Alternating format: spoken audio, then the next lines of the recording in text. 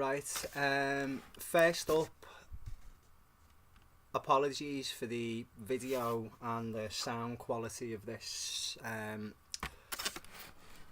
not doing it as some kind of great video production, but basically I want to talk about Carl Jung. And specifically men's mental health. I've been going really into Jung the past month or two maybe, and a lot of things have started to click into place. So I'm not, by the way, I'm not trying to make out I know anything here. This is just my interpretation of something that really makes sense, and it's really allowed me to kind of put things into boxes and deal with them in little compartmentalized ways, as opposed to letting things just sort of hit you and overwhelm you. So I'm putting this out there in the sense that it might help other people, and that's it. That's all it is. I'm not trying to make out I'm some guru or psychologist, but let's go into it. Right, here we see this line, and the top part is conscious. This is our regular alert state of mind. This is our conscious mind, and everything below this line is the subconscious. So let's do this, or actually let's do that. Sorry about the shitty drawing, but we have this circle. This circle represents an individual. Everything above the line is the conscious mind, everything below the line is the subconscious mind. And what we have somewhere here is what Jung referred to as the true self, or we could actually even maybe put it there, so it's a little bit above and a little bit below. It's like a Pokemon ball, isn't it? So this is the true self. This is what religion would call a soul or spirit or whatever else. This is us at our most fundamental essence. We're here. So what happens is we're born, and when we're born, this is exactly what we are. We have no cultural conditioning. We have no idea of gender, race, religion, nationality, social norms, social taboos. We don't know any of that, because we're literally just this in a human body, and everything after that point we acquire through our life experience. So what happens is, around a few, I don't even know how old, maybe, I couldn't say, I'm not an expert, but at some point in childhood we get this thing, and this is the ego. And when I say ego, I don't mean like in a narcissistic sense. There you go, you see it? The ego is basically the I am. The, I think, therefore I am kind of thing. This is what we identify ourselves with. So my ego is Mick Flaherty. That's my ego. Mick Flaherty, he's a Scouser. He's from Liverpool in England. He's an Everton fan. He was christened into the Roman Catholic faith. He's got this colour skin. He speaks this language, etc. All of these labels that we sort of build an identity from our sense of place within our surroundings. That becomes the ego, and that is who we think we are. But really, with this, and what happens through life is we have I'm going to use the word trauma, and I don't like to use the word trauma because it sounds like a massive overreaction. A trauma, you think somebody's watched the parents being murdered or something as a kid. But any kind of trauma, it's little things, rejections, things that have gone wrong, bad experiences in life, and they start to amass down here in the subconscious. And this is what Carl Jung refers to as the shadow. And these are all our little fears, all of our little fears. And what's interesting is that when babies are born, they seem to literally have, the only fear they seem to have is falling. There's another one I can't remember, but there's two established fears that a baby will have. Falling is one of them, and I can't remember what the other one was. But by the time we get to childhood, adolescence, and then adulthood, how many fears do we acquire?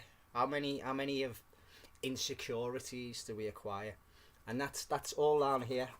That's every little thing that's ever happened, and it's silly. Could be silly little things too. It could be when you were 7 years of age and you were playing football and you were the last to get picked. It sounds dead silly, but when you're 7 years of age and you're the last to get picked, that hurts at that age. That really hurts.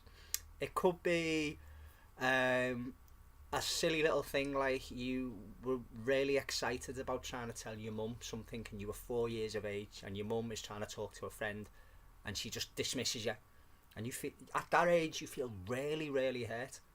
We look back now as an adult and we go, what? But as a child it hurts, and it all stays here. It all stays. It doesn't go anywhere, and it builds up and it builds up and it builds up. Now we also have this other little thing here, and this is what we call the anima or the animus. And in the male sense it's the anima, in the female sense it's the animus. And the thing is that this thing here, this true self or this soul or wherever we want to call it, it doesn't have a gender as such. And this is nothing to do with all of this fluid gender whatever. I don't even want to talk about any of that. But this is a non-physicality. So on a non-physical level, we are both male and female on a non-physical level. Once we become a physical level, then we go into either male or female, or both, or whatever, you know, if that's what you subscribe to. But I'm just going to stick to male and female. So in my case, and in the case of the people I want this video to apply to, we come in as this soul, which is both male and female, and we come into a body which is male, and therefore we take on all of the social conditioning of what a male should be, and that's a social construct. But then we have the biological construct, because again I will argue till I'm blue in the face with people who refuse to accept that biology is involved, because biology plays a massive part in this. Biology plays a massive part. Essentially, we are animals with self-awareness. That's what we are. That's what we are.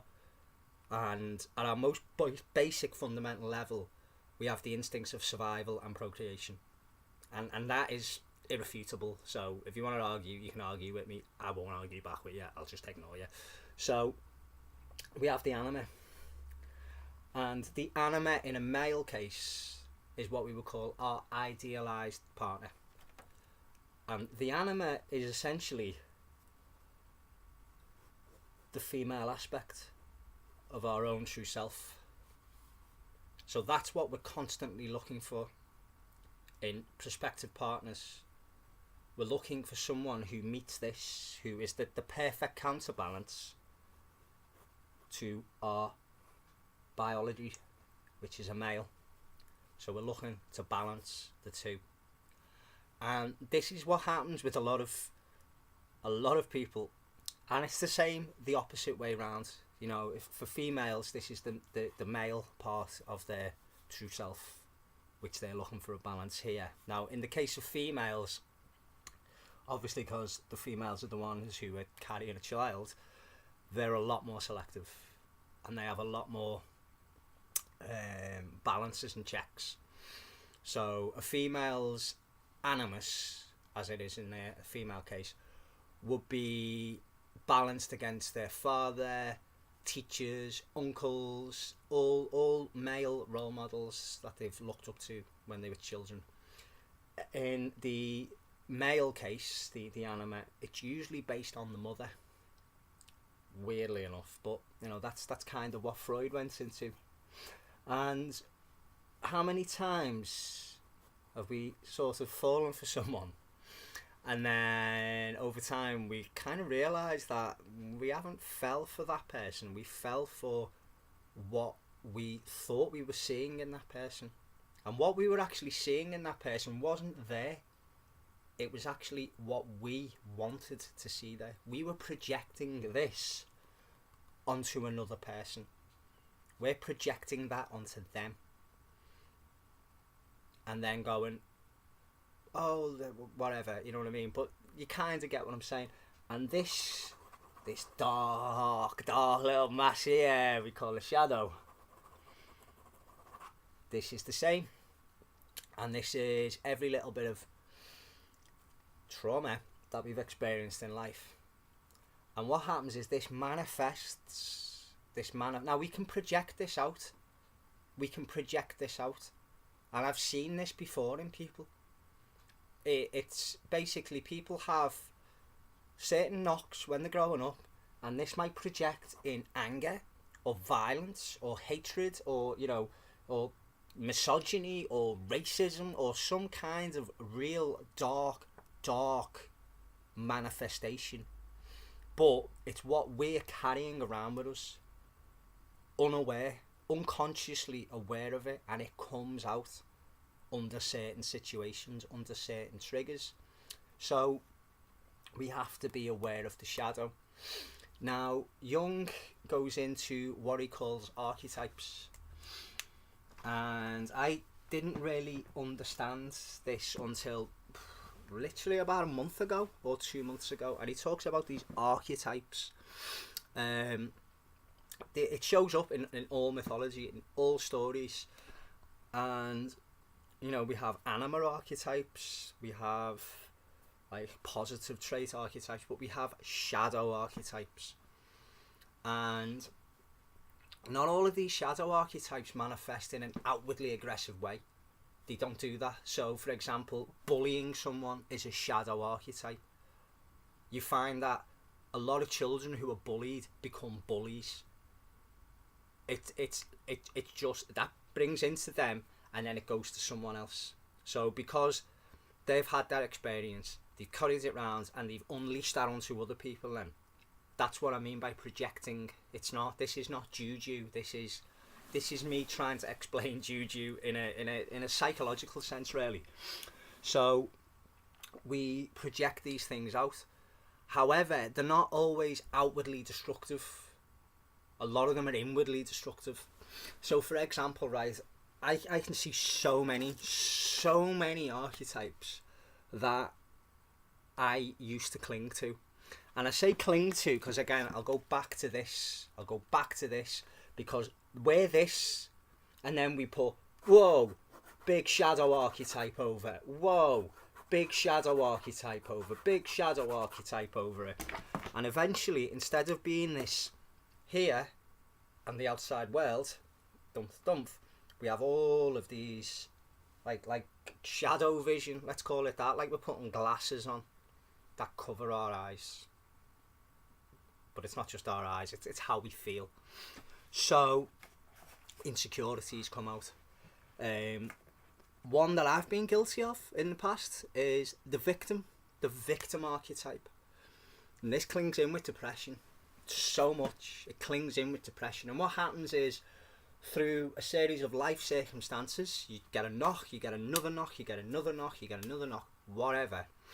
And your sense of who you are starts to be dictated by that archetype. So you don't get the job, you don't get the girl, you don't get whatever it is, and it comes down to, well, I will never get anything, I will never get that. And then it's always, why don't I get that? And then, why me? Why can't I have that? That's the victim archetype. You know, there's so many of these. Another archetype would be the idea of superiority. You tend to be more intellectually aware than other people, So you look down on them people. It's the shadow archetype. Again, this is something I've really had to work on with myself. You know what I mean? You know, you have a level of conscious awareness here, and someone has a level of conscious awareness there, and then in your head you're belittling that person for being stupid. Well, they're not stupid. They're just, and they're an expression of the universe. You're an expression of the universe, and it just so happens that you see it from this level and they see it from that level. But this shadow archetype then starts looking down and being resentful and going, you know, fucking idiot sitting there watching the fucking X Factor, listening to fucking chip music. So what? That's their experience. You're your experience. So, shadow archetypes. I think this is a very poignant route into trying to deal with men's mental health, because let's face it, right, and I'm sure now I will have feminists, SJW, screaming at me over this, and quite frankly I don't care, because that's just your shadow archetype. That's your insecurity then projecting at me, in the same way that someone from the EDL being a racist dickhead to some Asian guy, it's just their insecurity projecting out. That's all it is. Everyone's throwing their insecurities at each other and claiming a sense of righteousness. You know, these fucking racist idiots, sorry again, yeah, they are. In their head they think they're right. They think they're right. Nobody goes out the way to be evil. They think what they're doing is right, in a weird, twisted way. Now, this comes into personality disorders. Something I know a lot about myself, really. Something I know a lot about myself. And what the personality disorder is that we don't see ourselves in the world for how it is. We see ourselves in the world in a warped, twisted view, which is based on this. So we see ourselves as not good enough. We see ourselves as not worthy of things. We see ourselves as being a failure. And it all comes from the shadow archetype. It's not coming from the outside world. So it's like, I don't really want to go to this party because I don't think people there really like me, and I think I'm a bit of a dickhead, and what's the point, and I'll go there and no one will want me there. And then you go and everyone loves you, and you're not used to it. Why are you not used to it? Because you've been viewing the world through shadow vision, them glasses. So let's look at men. And this is what I was saying before. Feminists are going to argue about this, but we have a male and we have a female. And if we look at the animal kingdom, the females give birth and nurture the young, and the males go out to provide. Unless it's a lion, in which case, you know, the lions are just lazy bastards.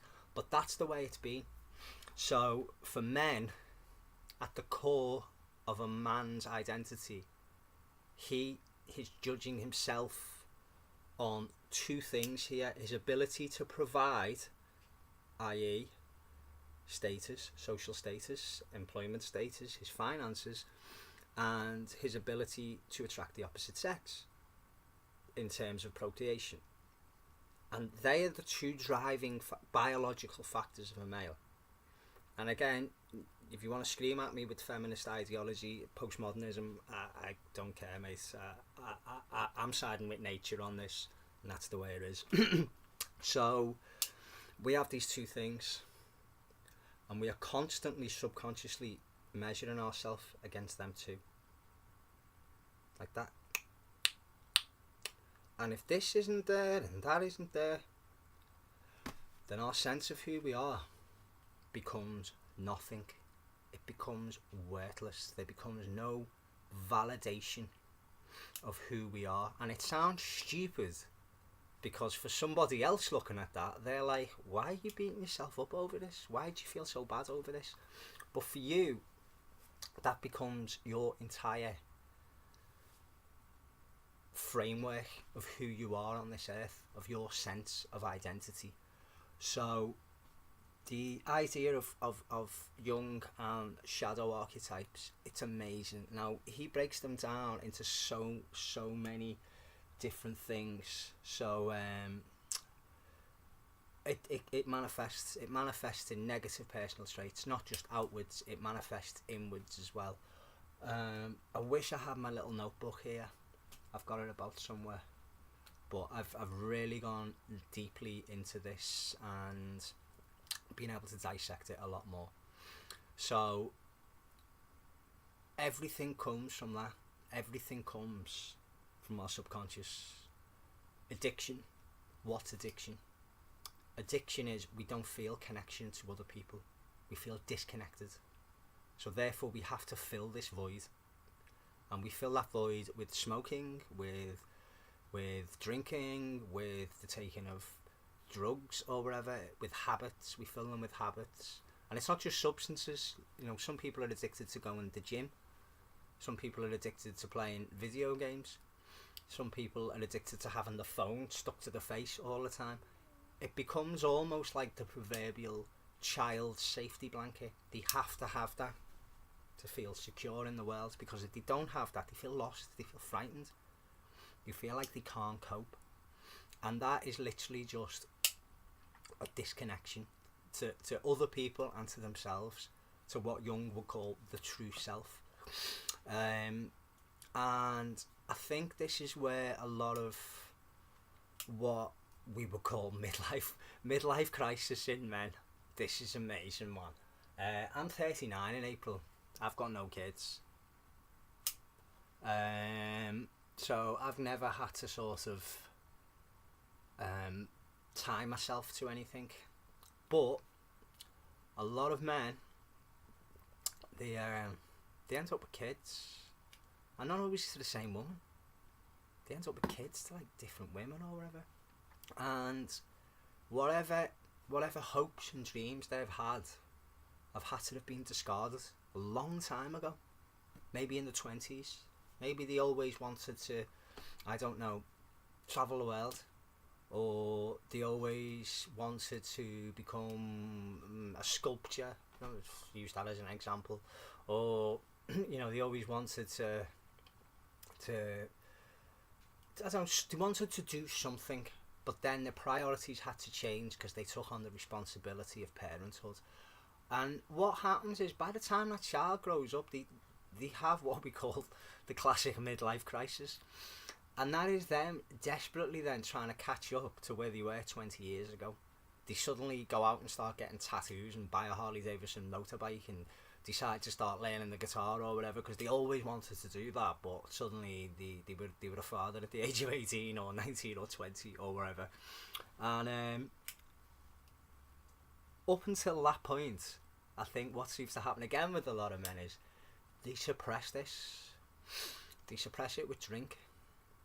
And you see a lot of men who, they just come from work and they go to the pub and they drink, and all they're really bothered about is drinking alcohol and talking about football or watching football. And it's a suppressant of feelings. And this is another one, going back to, at this most fundamental basic true self / soul, we are both male and female, and we need to balance. We need to have the balance. And when I say the feminine aspect of a male, I don't mean effeminate or camp. I basically mean the qualities of feminine energy, which is like a strong motherly energy. It's a caring, compassionate energy. It's being in tune with emotion. It's being in tune with intuition. That's the feminine aspect of a male. On the opposite way, for females, it would be the more assertive, practical, sometimes a little bit aggressive to get things done aspect. So they're the male and female aspects. What I have kind of discovered on my little 2-year journey of self-healing, I'll call it, man. I'll call it self-healing. I've discovered that I kind of completely shut off my own connection with feminine energy, which was intuition and which was emotion. And as a result, I'd kind of built up a wall. It literally was like Pink Floyd, The Wall. This dum dum dum dum dum dum dum dum dum dum dum dum. Because what seems to be the case is that people who are creative, their scope of emotion seems to be greater. That's how I'm interpreting it. Again, I'm not claiming to be an expert. This is just how I seem to be interpreting this. So for creative people, we seem to have a wider range of the emotional field. So for men, creative men seem to have a wider range. I'm not saying women don't, but I'm just saying I'm using the aspect of the feminine part of men is what I'm saying. Is that we have a greater range. So that means, you know, we feel joy more, we feel happiness more, we feel sadness more, and unfortunately we feel anger more, and we feel resentment more. And for me, and this is going to cause a lot of controversy now, and a lot of people are going to go, whoa, but it's like, just listen to what I'm saying instead of listening to who I'm talking about. But for me, it's no surprise that Adolf Hitler was a painter. He was a painter. Think about that. He was a painter who was close to his mum. And look how he turned out. A fucking genocidal fucking arsehole. I'm not making excuses for him. But what I'm saying is, he was consumed by his own bitterness and hatred. It literally is, as Yoda says, anger and hatred is the path to the dark side. This guy who used to go out and paint watercolours became so consumed by anger and hatred that he turned into one of the most infamous fucking ruthless arseholes in human history. And I can kind of understand that, because his scope of feeling would have been that once he felt betrayed and angry, it just spiraled down. Now, if somebody had maybe popped fucking, I don't know, 50 milligrams of MD into his face, or a tab of acid, or 5 dry grams of magic mushrooms, and sat and talked with him, it might have been a different story. But this is what seems to happen. So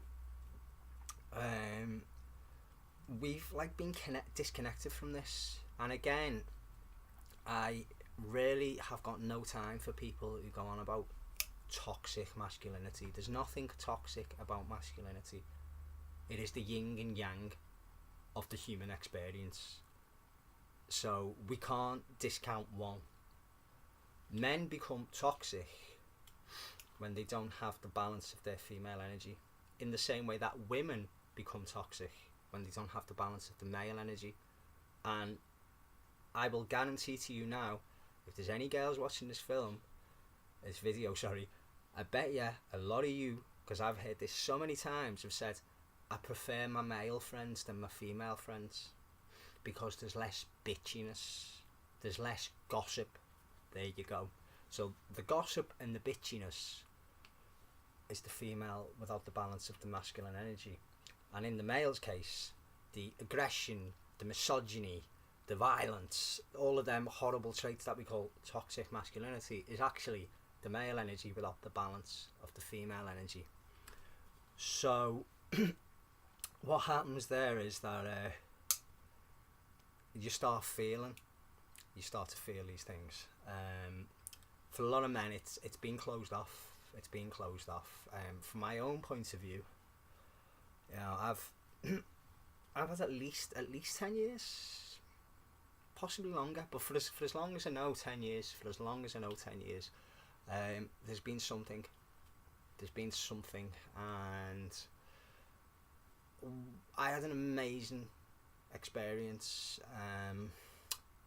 literally the other week, where due to my having to withdraw from university, to postpone basically, and because of the funding implications, it had to be done on a mental health grounds, and part of this was I had to go for an assessment, a mental health assessment, with somebody who is, obviously a trained, qualified psychologist. And I turned up with a stack of notes about that thick, basically saying that I diagnosed myself with borderline personality disorder.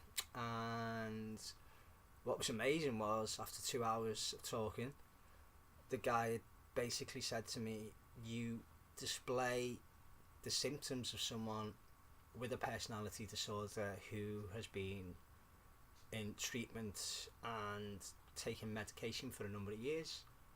I haven't taken any medication, and I haven't been in any treatment whatsoever. This has all been done myself in here, by me trying to get to grips with it, of which the Jungian Shadow Archetype really explains a lot of this.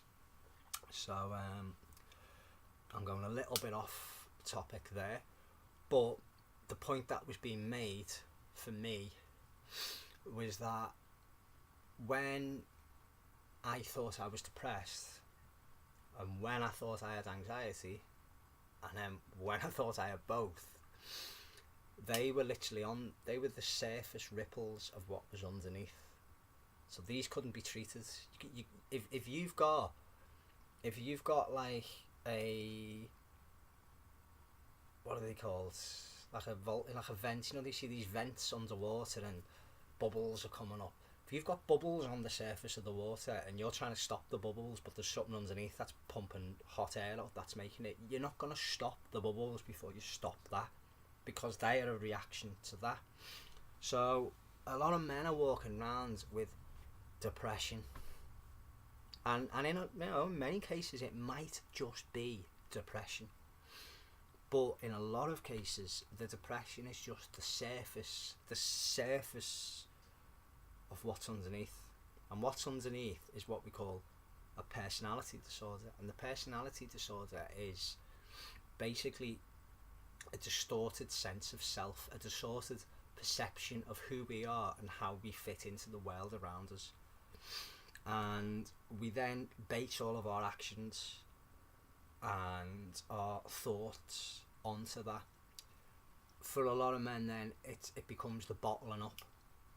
In my own case, up until about 2 years ago, I probably didn't feel any emotions other than anger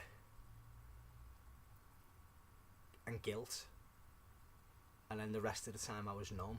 It was anger and guilt and numbness, and then hopelessness had set in. But other than that, that was it. I did occasionally I had the mood swings where I'd get dead high and then bump back down the other way and things like that. Bipolar came up, schizophrenia came up. Thankfully it was none of them. But it was quite clear like something wasn't quite right there. And 2 years ago I partook in my first ayahuasca retreat, kind of thinking that I've read all this stuff about this, and people take it and they come back and suddenly the depression's gone and this and that and everything's great, and the life gets back on track and everything. And I came back and I had a great 3 months, and then I got thrown into despair, and I mean I got thrown down into depths that I had never been to before. And on the little diagram, on the ego, the mind, ego, mind, true self, the soul, on the egoic mind level, I'm thinking, why is this happening? This shouldn't be happening. I've been cured of all of this. I shouldn't be feeling like this. However, whenever you're from this level, the level of the soul, what was happening was I was feeling emotions I had not felt in a long time, and I was not used to that. I was not used to suddenly feeling sadness, not numbness, sadness. And I mean to just hit like right here, like literally like you've been punched in the soul. Sadness and despair. I'd not felt that because I'd built the wall of protection. I'd cut myself off from that feminine energy, that emotional energy. Looking back at that now, I understand what was happening. That blockage had been taken away from me. I kind of understand now why a lot of my artwork's always been dark. And this is another thing I've found, is that I feel strongly, and I'm going to talk about empaths here because there's a lot of juju, but a lot of the juju is based on quite real things, except it sort of gets taken on as a fad and turned into memes, and people start bringing crystals out and whatever else. But let's look at this, right? People go, I'm an empath, I can walk into a room and feel other people's emotions. I disagree with that. What I think the empath thing is purely you have empathy. You have a very strong sense of empathy. So when somebody's telling you a story, you start putting yourself in their position. You start to imagine what that must be like for you, for your mum to go through that, for your dad to go through that, for you to go through that. And you can start to, you start to feel an emotional connection. This person's had this happen, and the child's ill, and the mum's in hospital, and you're like, oh my god, what would that be like if that was my child or my mother? You feel that. And this is where the empath thing comes from. And what I've noticed with that is I feel really strongly, and not just for me. I feel for other people. I feel for other people. I feel their emotions if they tell me things. It's not like I go up and I absorb them like a magical energy field. It's just that I can pick up on that. I can read the body language. I can see in their face. And I can kind of resonate on that level with them and put myself in that position. And for me, it's kind of made sense now why I create, why I draw, why I paint, why I make music, why a lot of it is often so dark. And it's because it's either things within myself, the shadow, that I've tried to reconcile, or it's things that I see around me. And this is what I feel is going on with humanity. It's, I'm starting to see this on a big grand scale now, and forgive me if I'm wrong here because I'm not like an expert on Hindu deities or anything, but I think it's Shiva, I'm not too sure, but there's a deity in Hinduism which has these aspects of the creator and the destroyer. Is it like Vishnu and Kali or something, but they're both the yin and yang of one deity.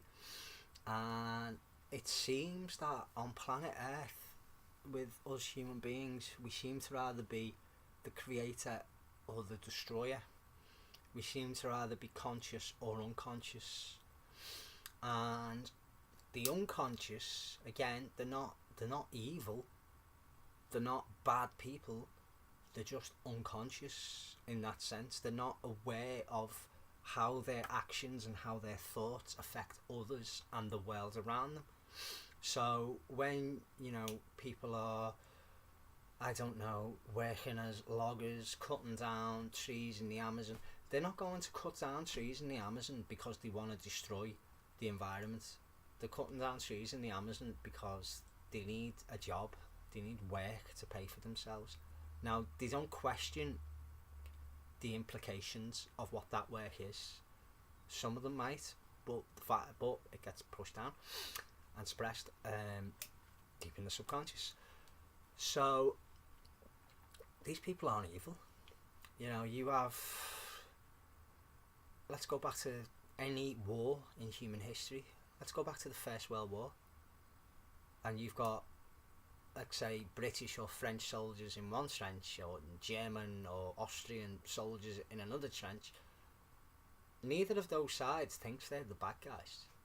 They both believe they're fighting for a cause, or they've just been conscripted and thrown in which case it's just a job for them and it's about survival. But neither side there believes what they were doing was evil.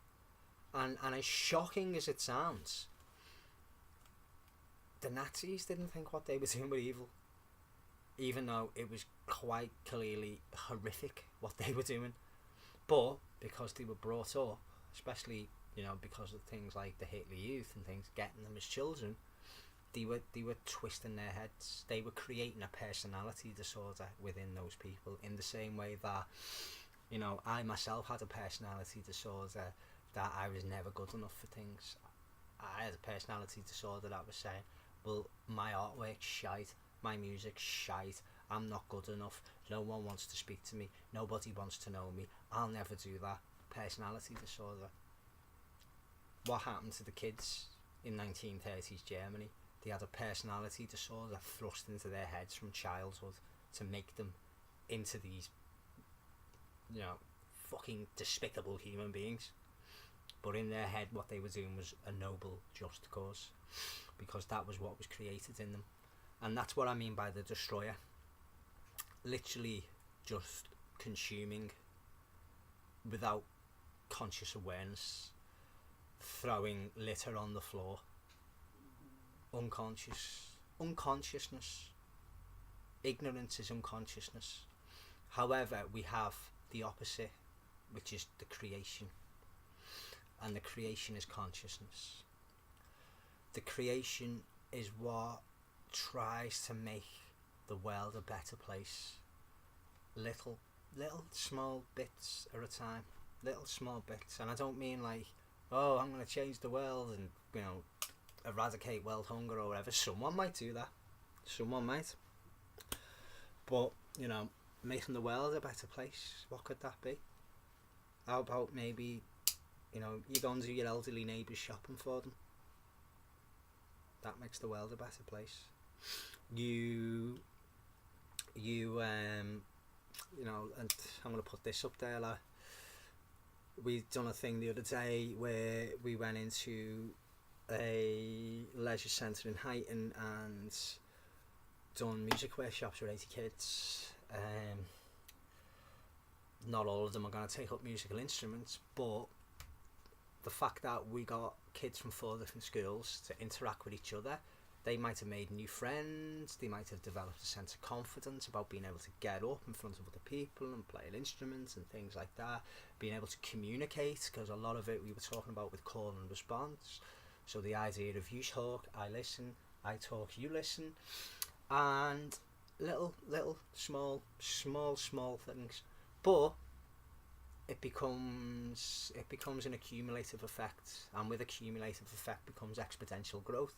So I think what seems to be happening is that we have either consciousness or unconsciousness, and unconsciousness seems to be when we shut off the opposite energy from what we biologically are. It sounds really strange. So a conscious man is in touch with his feminine side, and by in touch with his feminine side, I don't mean he's camp and thinks he's RuPaul. I mean he just has emotion. For example, that Pablo Picasso's Guernica.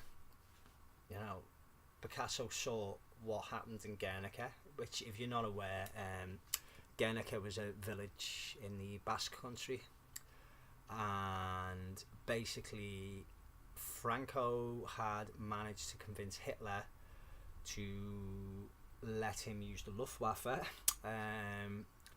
and they bombed this village of no real strategic significance. It was just an act of let's instill terror in the Republican forces. And out of that, Pablo Picasso, out of the shock and the horror and the anger and the disgust and the absolute how can this happen, Lord, he created probably one of the most iconic and moving works of art that the human race has ever, in my opinion, has ever created. And you look, and this is black, white and grey pigments of paint on a massive canvas. That's all it is. And yet you walk and you go, oh my, it hits you. It's literally like BAM, and you feel. And that is the role of the creator. That is the role of the artist. They feel these emotions and they translate them back into something positive. And it's almost like this giant recycling machine. And if we look at the 20th century, you know, the 20th century comes off the back of the 19th century.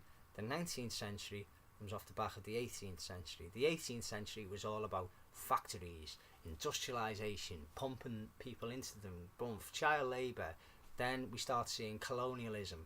Then we start seeing the exploitation of people in other countries, and you know, the slave trade, which goes back a bit earlier, I know, but all of this bad, heavy, horrible people exploiting and using people. And then the 20th century comes off the back of them two, and what happens?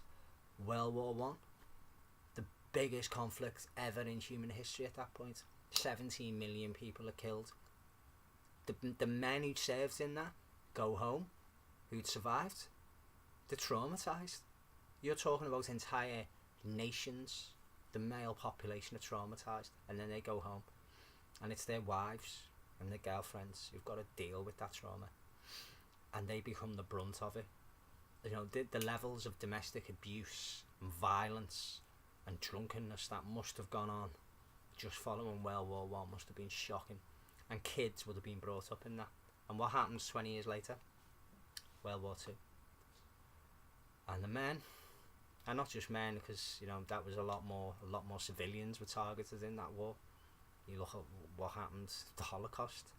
You know, you even look at what happened with German women, with the Red Army advancing, and the psychological scar on the collective unconsciousness of the human race at that point is like, what?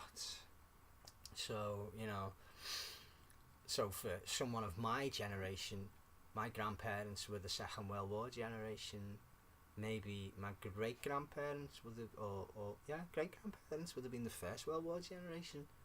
So that's two generations of horrifically traumatised people, either directly or indirectly. And then it comes down to obviously the baby boomer generation, and then down to my generation. And all of this bad stuff has just been there, in the same way that in our own personal unconsciousness we have our, you know, that girl never spoke to me who I liked, or I never got that job, or you know, why didn't I get in that band, or whatever else, and all these little things that then start manifesting as insecurities in us. Imagine that times millions and millions and millions and millions and millions and millions and millions of human beings. And I think we're at this point now in history where people are starting to be aware. They're starting to be consciously aware, and taking responsibility, because we've got to take responsibility. And I'm not preaching here. I'm not preaching, because I've got my flaws. I've still got my shadow projections. I've still got my little shadow manifestations that come out once in a while, and they might come out as me feeling worthless, or they might come out as me being aggressive, or they might come out as me just being a horrible, vindictive little bastard. I know I can be that, and I'm sorry if I've ever been that to anyone. That's my shadow projection. I'm not making excuses for it. The only thing I can do is to rectify it, is to sit with it, to figure out why it acts that way. Because ultimately, and this is one of the greatest things I've ever heard, and this is in all honesty, a friend of mine, she said this a while ago, and she said she views the ego as a child. And a lot of spiritual teachers, and I'm going to use the word spiritual teachers here, because it's like everything else. It's things become fads, things become fads and people try and jump on things and try and be the expert in this and the expert in that, and there's a lot of this, oh well, you've got to lose your ego. No, you don't. From my point of view, your ego is the interface between the soul, the true self, and the world around us. Your ego is, my ego is Mick Flaherty, who plays music and draws and things. That's my ego. My ego is just the way my soul comes through into this world.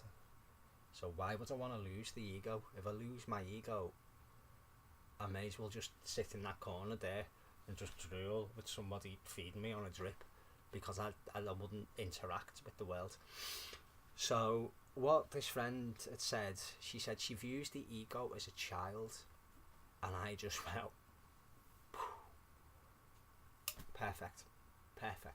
Your ego is like a little child, and that little child's ego just wants to fit in. It wants to be comforted sometimes. It wants to have nice things. It wants to be loved. It wants to feel appreciated. Why would you deny that?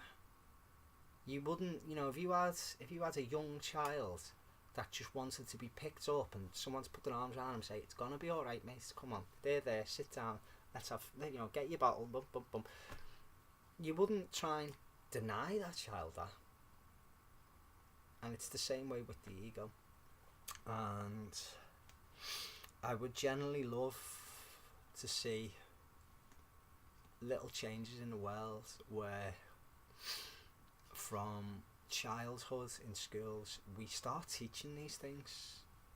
We start instilling a sense of awareness in the younger generation to be able to identify with emotion, to be able to identify with want and with need, to be able to be their true selves, to be able to allow people to be the best version of themselves. And I was not planning on this video to go on for near an hour, but it has so far, and for me I can't talk on one small subject because everything's connected. But yeah, that's me trying to explain my understandings of Carl Jung, the shadow archetypes, depression in men, and whatever else I've just spoke about. So if that's of help to people, so be it. If anything I've said offends you in some way, then I apologise for you being offended. I don't apologise for saying it, because I haven't said anything with the intention, and this is a key word here: intention. Your intention is everything. What do you intend to do? When you say something to someone, what are you trying to achieve by saying it to them? Or is your intention to make that person feel bad about themselves? Because if it is, it's a no-no. If your intention is to point out a negative trait in somebody with the aim of that person being able to recognise it within themselves, to be able to change it, then your intention is quite noble.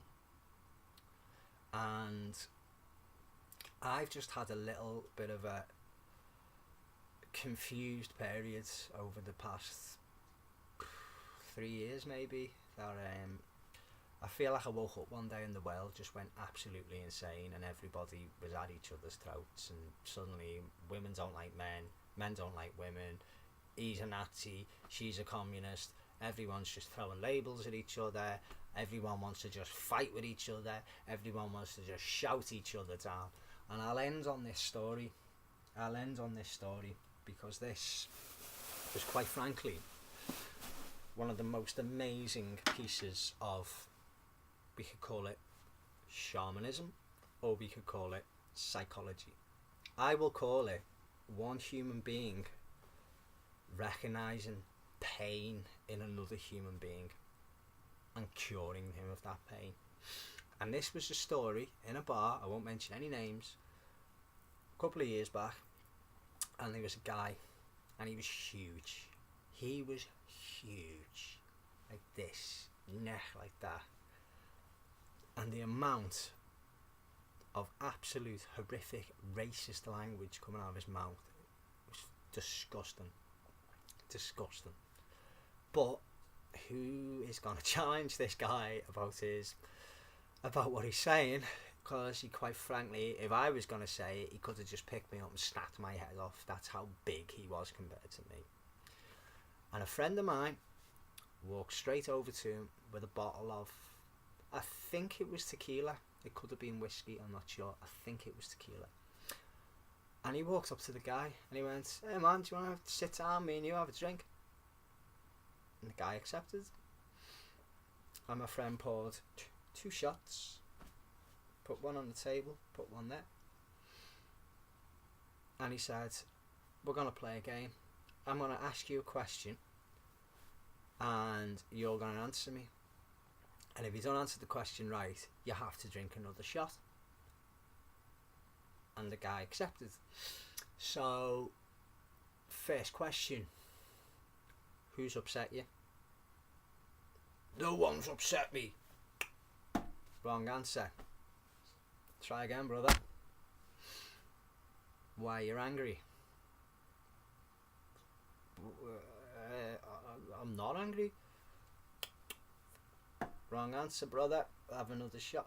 And eventually, by the time they got to the end of that bottle, this guy had opened up. He'd opened up about so much of what had gone on in his life. And basically, he's had a tough life. But in amongst that, there was a few incidences where it had been people who were not the same skin colour as him had an impact. And going back to the personality disorder I mentioned earlier, where you have this completely distorted view of the world and yourself and how you fit in with all of that, it turns out that this guy was getting bullied as a kid, and the kid who was bullying him was black, or no, was Asian. That was it. Yeah, he was getting bullied by a group of Asian lads in school. His dad had left. His mum was started having a relationship with a black guy, and this guy was quite abusive to him, and he used to slap him around. Again, I'm not making any excuses for the views that this guy had, because quite frankly I am disgusted by views like that.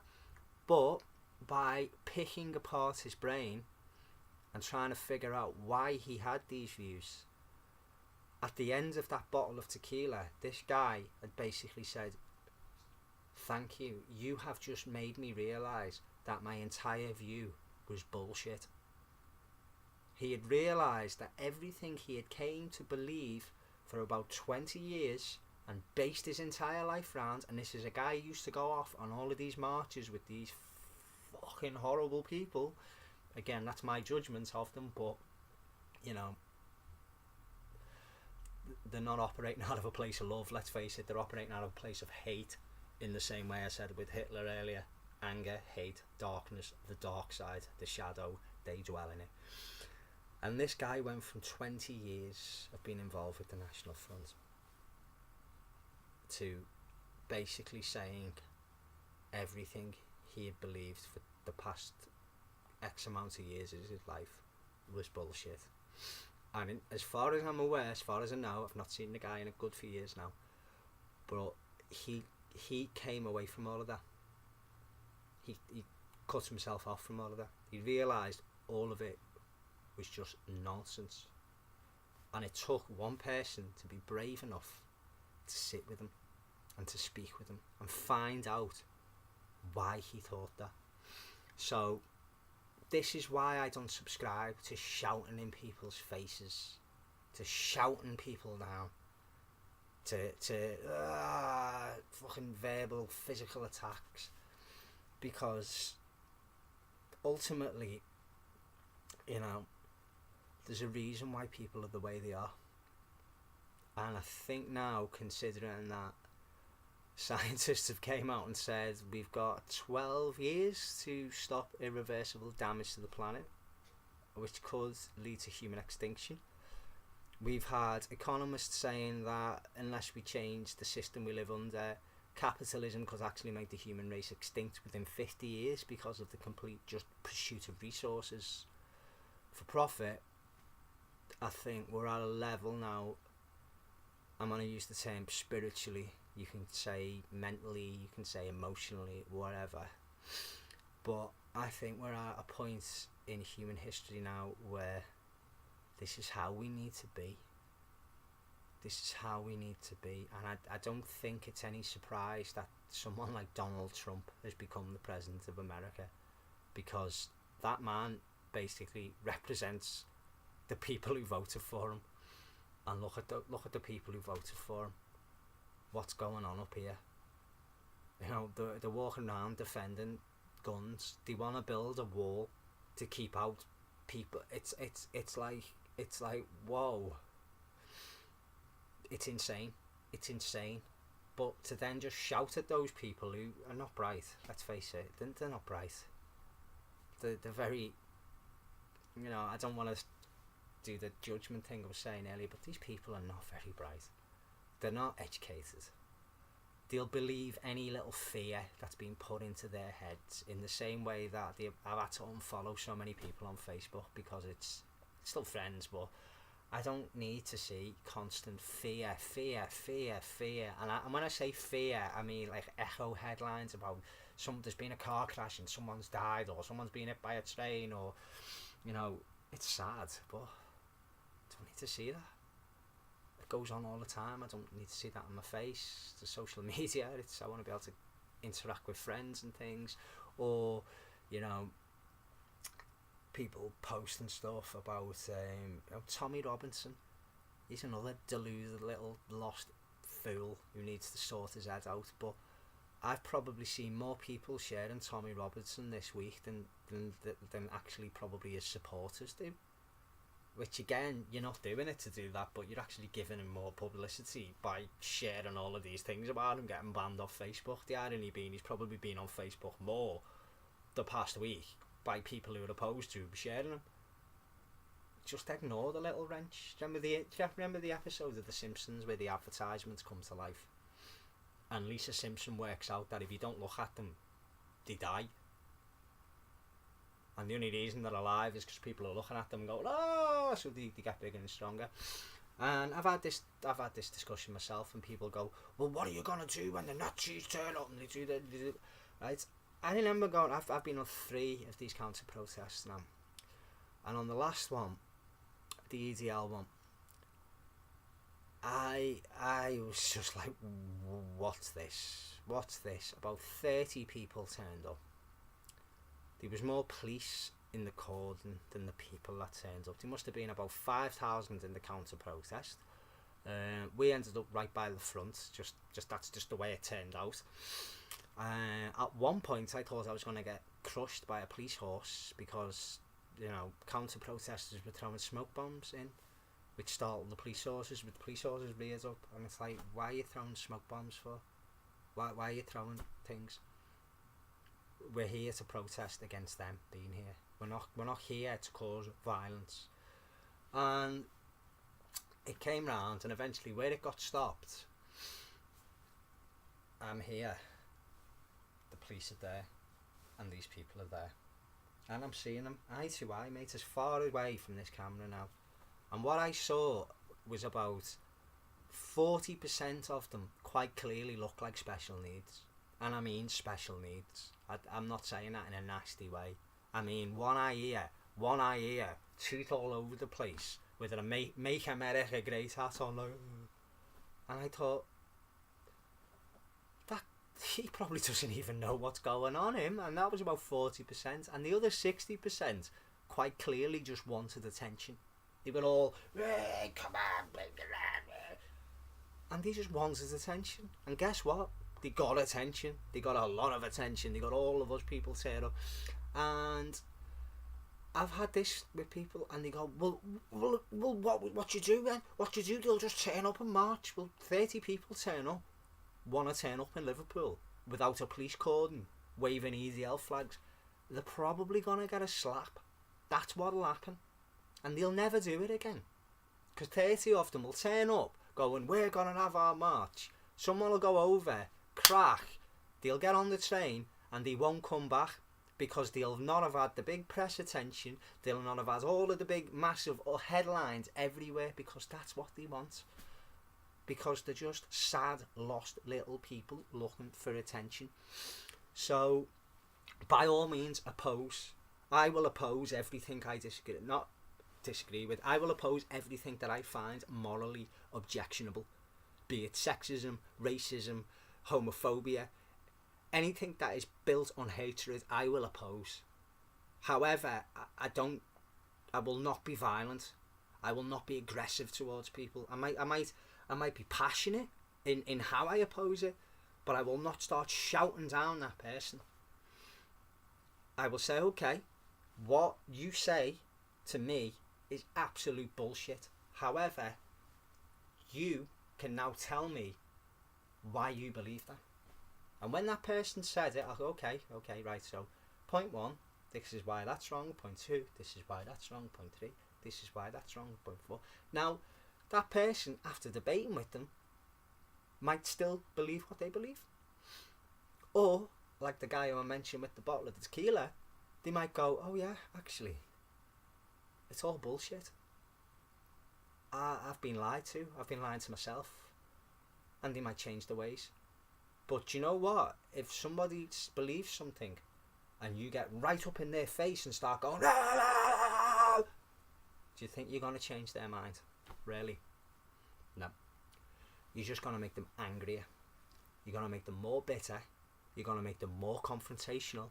You're going to make them more isolated. You're going to make them more likely to become violent and lash out. And we don't need more violence in this world. We do not need more violence in this world. We have people blowing themselves up in the name of religion.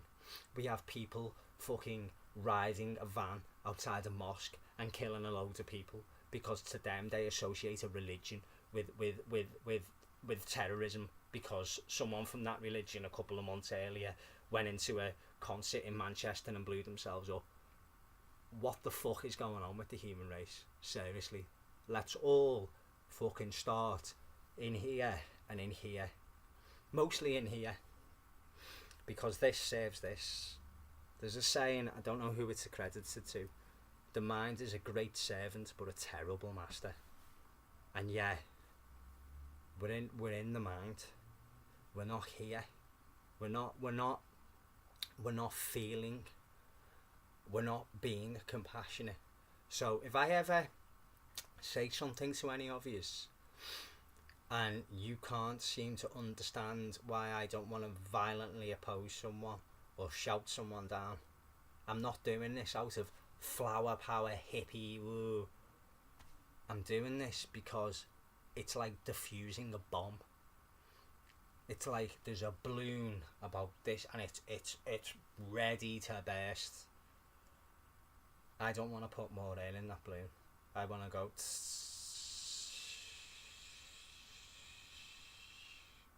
and diffuse it. And that's the only way we can move forward as a species on this planet, because we've got a decade.